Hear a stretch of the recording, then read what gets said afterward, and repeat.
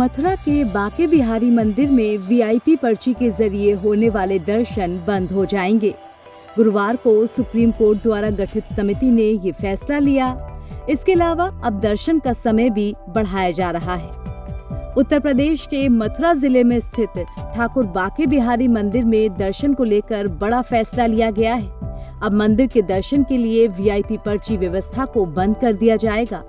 इसके साथ ही दर्शन का समय बढ़ाने का भी निर्णय ले लिया गया है। सुप्रीम कोर्ट द्वारा गठित समिति ने गुरुवार को हुई बैठक में ये फैसला लिया।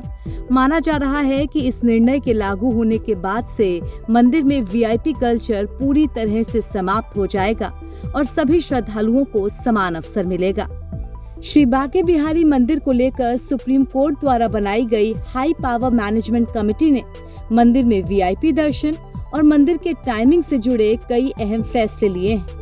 दरअसल गुरुवार को हुई बैठक की अध्यक्षता हाईकोर्ट के पूर्व जस्टिस अशोक कुमार ने की थी, जिसमें मंदिर प्रबंधन से जुड़े कई अहम फैसलों को लिया गया है। ठाकुर बांके बिहारी मंदिर में दर्शन के लिए वीआईपी पर्ची को बंद किए जाने पर सहमति बन चुकी है।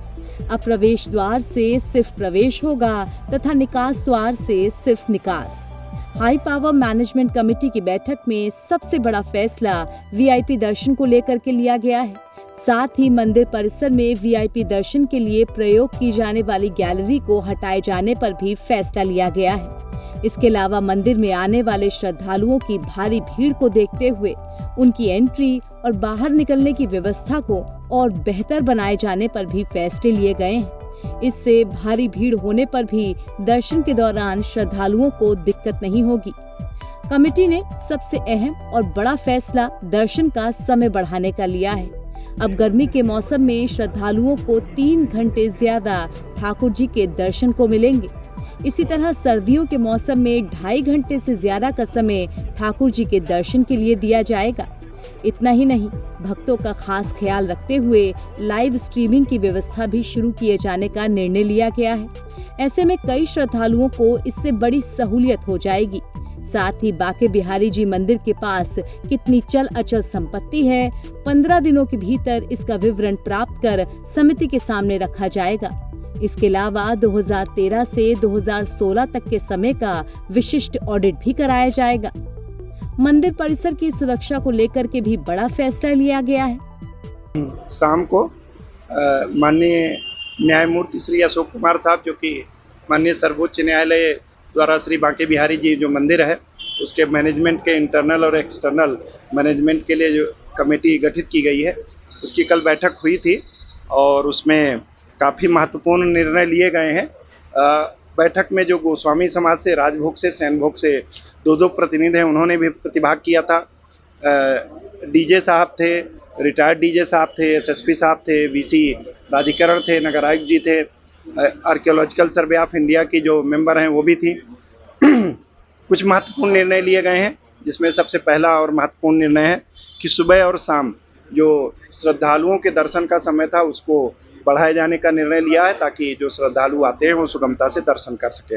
इसके अलावा 100 रुपए की वहाँ वीआईपी पर्ची काटी जाती थी, जिसके कारण अव्यवस्था होती थी, उसे समाप्त किए जाने का निर्णय लिया गया है।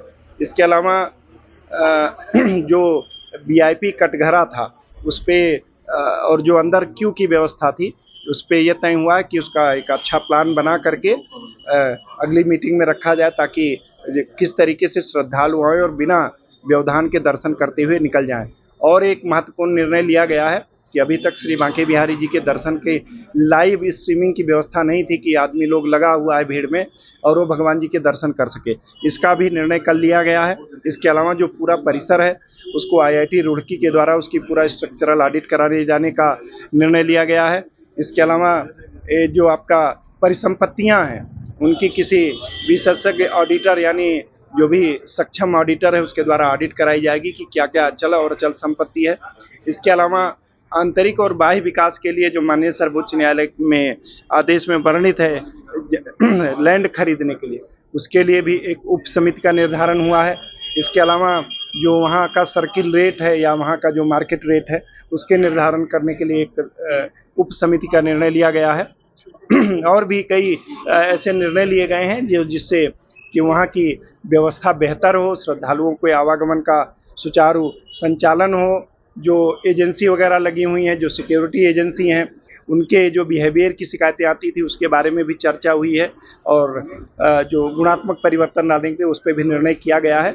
और मुझे पूरा विश्वास है जो गोस्वामी समुदाय है, जो सेवायत समुदाय हैं, वो हम इसमें पूरा सहयोग करेंगे और जो अव्यवस्था की स्थिति बनी रहती है श्री बांके बिहारी जी मंदिर में।